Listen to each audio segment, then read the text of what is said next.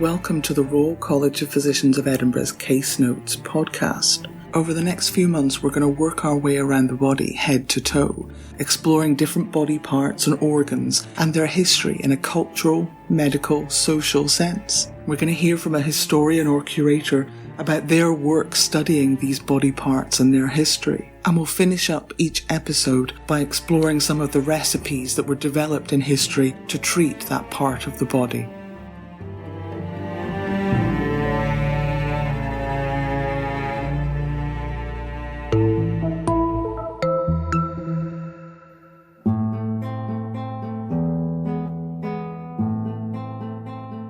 So welcome to the Head to Toe podcast as we move around the body. My name is Daisy Cunningham. I am the Royal College of Physicians of Edinburgh's Heritage Manager. And I'm Olivia Howarth, and I'm a volunteer with the Royal College of Physicians of Edinburgh Heritage. And today we've made it as far as the hands. When I was researching and thinking about hands, it reminded me quite a lot of noses. When we were talking about noses in a previous episode, we talked about the sort of Victorian hierarchy of senses, where in earlier times, perhaps the sense of smell was particularly sort of valued, and then that became viewed as a sort of lower sense. And the hands and touch are very, very similar. So touch at one point, an incredibly valued sense, but it became viewed as more gauche, more inappropriate to touch and make physical contact. And so sight and sound became the more sort of higher senses, I suppose. Although, having said that, thinking about the princess and the pea, the sensitivity of touch being a demonstration of how refined you are. Is the thing, isn't there? You're judged on how many calluses you've got on your hands as a working person. But if you are a genteel lady that's supposed to be pale and delicate, like you've not worked a day in your life. And you use all sorts of horrendous things to make your hands look like that, like lead or mercury or arsenic, to give your hands a very pale, almost translucent look. You would use sort of horrendous things to get you there. But another thing that I found fascinating about the idea of, as you say, Olivia, calloused hands being a sign that you were sort of lower class or not as refined, is there was an idea for quite a long time that that could be passed down through the generations. So it wasn't just that your hands got calloused through hard work, but your grandfather's hands got calloused through hard work, so your hands look calloused too. So you could tell if someone was new money. As with many things, though, it is also quite gendered. It's particularly the case with women. The sign of success, both for you and for your husband or your family, was that you had never worked a day in your life and you would never have to. And there's a definite growth in 1600s, probably, in sort of specialists who work on the hands, who will kind of specialize in hand care, you know, whether it's corn cutting or just the more refined beautifying of hands. So it becomes something that people are more and more aware of. Growth of the middle class, perhaps, because you weren't so rich that you couldn't work, but you wanted to look like you couldn't. You said corn cutting then. Yeah. I always think of corns as being on your feet. But did people get them on their hands? I think they used the term corn quite broadly. So they were called corn cutters. That was their kind of professional job title. But I think they probably dealt with warts and calluses and various different things. I think it's sort of, a term that encompassed many things. Are you left or right-handed, Olivia? Right-handed. See, I am left-handed, and so I know the perils of the left-handed. You weren't schooled into using your right hand, right? No, I wasn't. But in the 1980s, there were still people who did get taught that. I did have friends who were kind of forced to write with their right hand, and it meant they had terrible handwriting. So it was still a concept that existed when I was a child. My partner's also left-handed, and there's lots of things that he does with his right hand because that feels like it should be right-handed as opposed to naturally doing it with his left. I'm sort of the same. I use my computer mouse with my right hand. When I eat, my knife and fork, I do it in sort of a right-handed way. So much of this comes back to historical ideas around left-handed and right-handed. And since the times of the ancients, the left hand being considered to be inferior and sometimes being considered to be evil in different cultures. The Latin term sinistra, the origin of the word sinister, meaning left, and so it becomes associated with evil and bad luck. The Latin word for right is dexter, so the origin of the word dexterity. And then right coming to mean right as in good, correct. So even though, at least in Western culture, the real sort of stereotypes around left-handed being evil being an indication that you are a witch and that sort of thing goes out, some of the sort of ideas that left-handed is not as good or right, I can't stop saying Correct. it, correct, still fizzle around and remain. I was looking at handshaking, as in a handshake, and where that came from being a gesture of peacefulness. Funnily enough, right hand is the way to go, etiquette-wise, but it's to do with showing that you didn't have weapons, but also could be when you swear an oath or a bond, it's to symbolize a seal and a promise. The act of shaking it as well, that's another thing. So not just clasping someone's hand, but shaking it up and down potentially comes from medieval Europe and knights shaking someone's hand to make sure any loose weapons fell to the ground. So probably the biggest historical example, or at least that I can think of the hand in a medicinal sense is the royal touch or the king's touch. So one of the things that I find fascinating about it is, well, first of all, how long this lasts, hundreds of years, and that it is specifically a French and an English tradition. As far as I'm aware, not anywhere else, but very popular in France and in England. And it is basically the idea that the king or the monarch, the laying on of their hands would cure their subject. The earlier versions have it curing them of a whole myriad of diseases, but then it becomes pretty much solely scrofula, which is known as the king's evil. And one of the arguments I read for why it becomes just scrofula is a disease which is relatively dramatic in appearance, but that will often very quickly dissipate by itself without any medicinal treatment. So it can give the impression that it has been miraculously cured. If it's not something that's going to disappear, then the whole argument falls apart quite quickly. It's all just a big publicity ploy. I mean, it very much is. The laying on of hands or the king's touch goes in and out of fashion with different monarchs, both in France and in England. And it does appear that when it comes back when there's a new monarch, when there's a new dynasty, or when that monarch is particularly controversial or unpopular.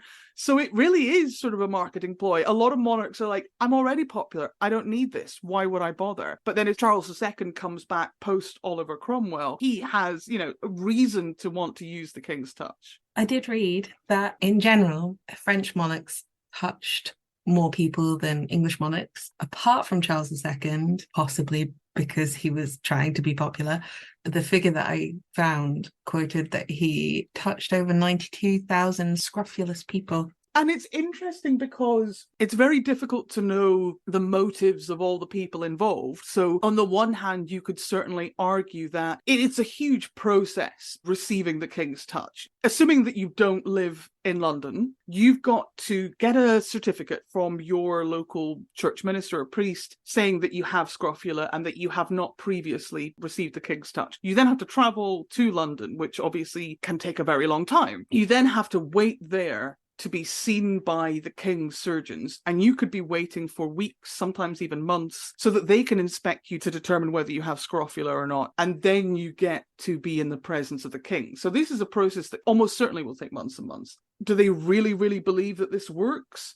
Or are they so in awe of the king that they just want to be in his presence? But also, on the other hand, you do get some gold. You're not just being touched by the king, you're also getting a gold medal. Oh, they're in it for the souvenirs. If you're incredibly poor, this is probably the only time in your entire life when you're going to get some gold. So, you could take it as thinking people really believe in this treatment, or they really, really believe in the king and his almighty greatness, or at least some of them want some money. The gold coin is known as an angel, and you were supposed to pierce it and hang it around your neck. There's a sort of, this treatment will only work if you keep wearing it for a certain amount of time and not if you just take it and sell it. And the overarching idea of it all really was mirroring some actions in the Bible, the way that Jesus Christ would heal people, they were also healing people. But the argument was that they were not setting themselves up to be like Christ. They were the vessel. So they are God's appointed on earth. And this whole process, this whole performance is part of that. So that's sort of how it reasserts their authority.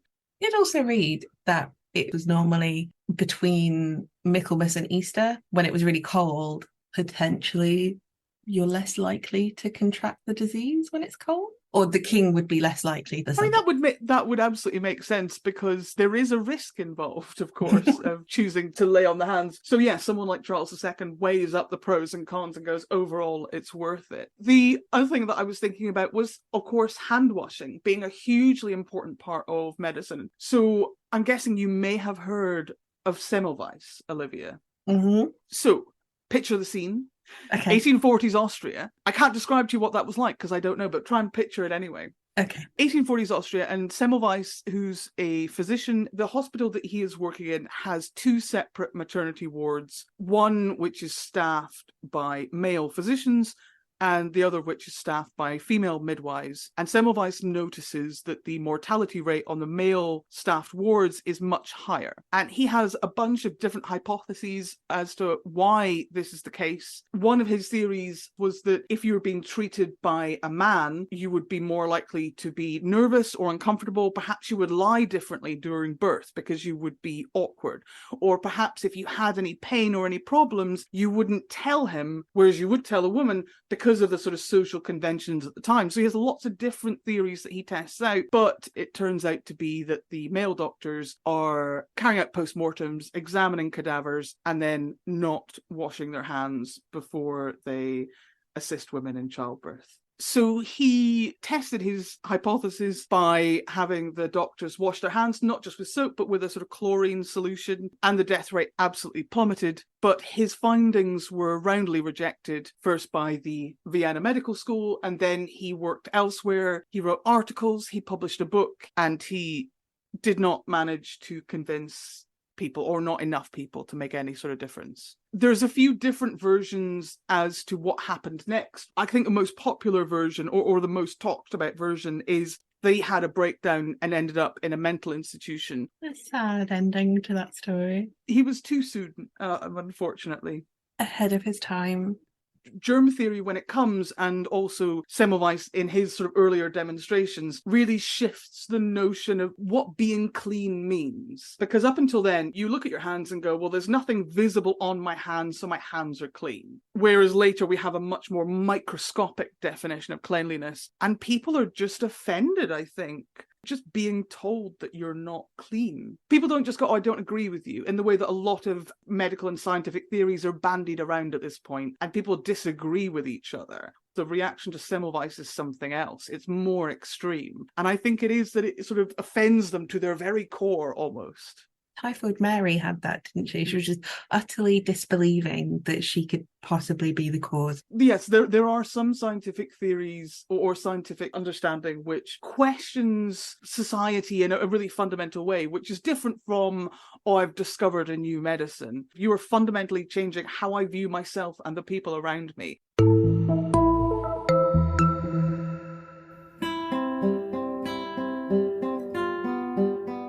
In our case study today, we're going to talk about the medical touch. There's been a lot of research by historians in the last few years about different types of sensory history. Sight, sound, smell in history, and of course touch. And this takes all sorts of forms, looking at the role of touch in scientific discoveries, its role in carrying out cures, and how touch was sometimes viewed as one of the low senses, alongside taste and smell, while hearing, in the form of music, and sight when looking at art, were seen as more refined senses. As middle-class bodies became more regimented, in first Georgian and then Victorian Europe, touch became increasingly frowned upon. The bodies of the poor were seen as more uncontrolled, more tactile, and forced into more cramped living conditions, which forced contact. By contrast, the middle-class body increasingly adopted manners which reduced contact. Combined with the increased wearing of gloves, this placed the individual at a distance from those around them. Touch, or the lack of touch, became a mark of civilization. But what we're particularly going to look at here is the role of touch in the process of diagnosis.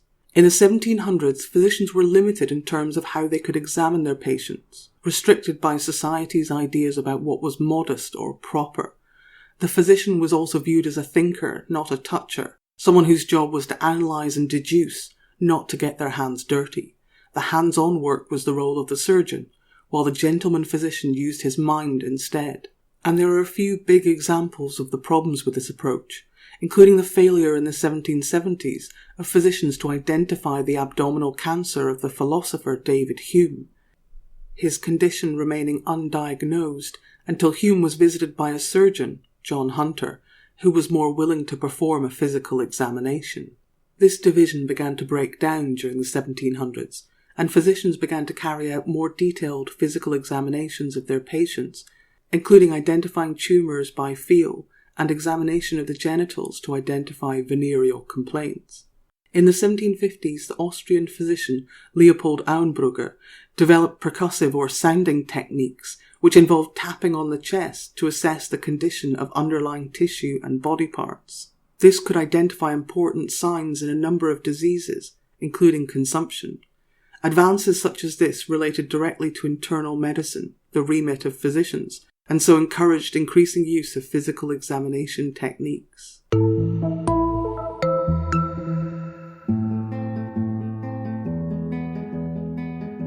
This short clip is taken from a talk by Sophie Goggins, Senior Curator of Biomedical Science at National Museum Scotland. Professor David Simpson was a medical physicist who was born in Edinburgh in 1920. He started designing equipment which monitored transplant patients' condition during surgery at the Royal Infirmary and the Western General Hospital in Edinburgh. He went on to design the first successful fetal heart rate monitor, which in terms of a CV is pretty good. At about this time in his career, in the early 1950s, a German pharmaceutical company was looking to expand into new drugs. The company developed a drug which had the side effect of making patients relaxed and inducing sleep. The drug then went to market under the name of Distaval. Advertisements for Distaval, like this one, exalted its non-toxic nature, and it was targeted not only at the young, but also pregnant women to treat morning sickness. Distaval is, of course, for all of you who are familiar with Call the Midwife or any kind of medical history, is the brand name for thalidomide. When taken in the first 3 months of pregnancy, thalidomide is responsible for a range of disabilities, most commonly the absence or shortening of limbs, and the malformation of hands and feet. So this advertisement ran in the BMJ in 1960, and the drug was formally withdrawn in the United Kingdom in 1961, just a year later. So it was due to this tragedy and under immense media attention that David Simpson became the director of the Powered Prosthetics Unit in Edinburgh at the Princess Margaret Rose Hospital. His task was to design prosthetics which could be used by children affected by thalidomide, in particular a focus on upper limb prosthetics. The unit began designing in a workshop basement in George Square, close by to the Royal Infirmary, but moved in 1965 to this site, the Princess Margaret Rose Hospital, to be closer to the children they were working with. By the end of 1965, the unit was serving 60 children from across Scotland and Northern Ireland. Designing prosthetics is a difficult enough engineering problem, but designing prosthetic solutions for children adds another layer of complexity. The prosthetics didn't just need to function, they needed to be intuitive, and because they were small children, and for any of you that have small children in your life, they needed to be very robust. Simpson and his colleagues began to design gas-powered limbs for children in Scotland and Northern Ireland. Their main aim was to make the limbs user-controlled, which allowed the children to use the prosthetics without any aid. The example on the right was the final version of the Simpson Series 1 arm, created in 1965. The arm was self-leveling, which meant that it would be possible to lift a spoon with liquid to your mouth without spilling, important for users to be able to feed themselves. Interestingly, Simpson's work was unpatented, and thus it was free for any hospital in the world to use. Simpson and his colleagues began to fit these extraordinary arms, which were CO2 powered. At the time, it was marveled that these gas canisters were no longer than a candle and weighed only roughly half a pound. Now, I just want you to take a moment and look at the Allen on the left-hand side. So a gas canister, only half a pound, but for a child, that's small. But this was only Series 1. One of Simpson's main strategies was that when a new design and prototype was complete and had gone through laboratory testing, it was immediately fitted to children to use and test. One of these children was Alan, who you met earlier. Born in Glasgow without upper limbs and with small lower limbs, Alan visited the Princess Margaret Rose Hospital multiple times a year, and the experience formed a large proportion of his childhood. In his own words, "When the arms were being made and fitted around us like a made-to-measure suit, we would have to spend any time away from our families, where we would spend anything from 3 to 6 weeks on our own in the self-care unit. These younger users in the self-care unit would be there for at least a month to learn to use their new prosthetics. And after the first fitting, it sometimes was slightly shorter, but often with a new prosthetic, users would be there weeks, spending hours moving objects like bricks to get the hang of movement."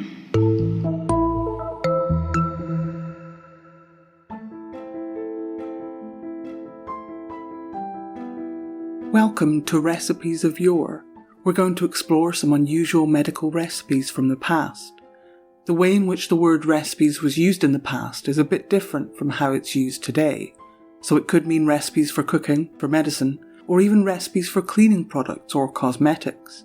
Very few of them were treatments we would recognise in the 21st century, and certainly none of these should be tried at home. Hands could cure through the medium of touch, and hands themselves could become diseased. But while the power of touch was seen as a powerful treatment for the king's evil, or scrofula, there were plenty of other treatments as well. One recipe for the king's evil, dating from 1785, recommends, quote, "Mice roasted and eaten by children is very good. Then let their heads become full of lice, until the scabs appear large, so they may run a little." Another recipe book from earlier that century is very similar. Quote, "Suffer the child's head to become lousy, till all the head becomes scabbed and running." Complaints of the hands were very common at a time when so many were carrying out manual work of one sort or another, and so recipe books are filled with treatments for burns, cuts, scrapes and bruises. One recipe from the 1731 text, Poor Man's Physician, recommends for swellings of the back of the hand, quote, "A plate of lead smeared over with quicksilver, laid on the hand for 8 days or more." Quicksilver, by the way, is mercury. Having myself read hundreds, possibly thousands of medical recipes, I can say with confidence that this next one is my favourite. It is a treatment dating from 1731 for a whitlow or infection in the tip of the finger. Quote, "Stop the finger into a cat's ear, and it will be whole within a quarter of an hour." Another common complaint of the hand was warts. Folklore is filled with theories on the causes of warts and the best ways to treat them. Killing a toad was thought to be one cause, as well as contact with animals, particularly cows and chickens. According to folklore, warts could be cured by transference, by natural remedies, and by rituals and prayers. Transference involved passing the wart onto another person or an inanimate object. One option was to fill a bag with as many pebbles as you had warts, then toss the bag over your shoulder. Your warts would be transferred to whoever picked up the bag. Recipes for the treatment of warts were usually particularly disgusting, including pig's blood, spittle, and fish heads. And if those didn't work, you could try rubbing your wart with a potato which you then buried, or washing your hands in moonbeams in an otherwise empty bowl.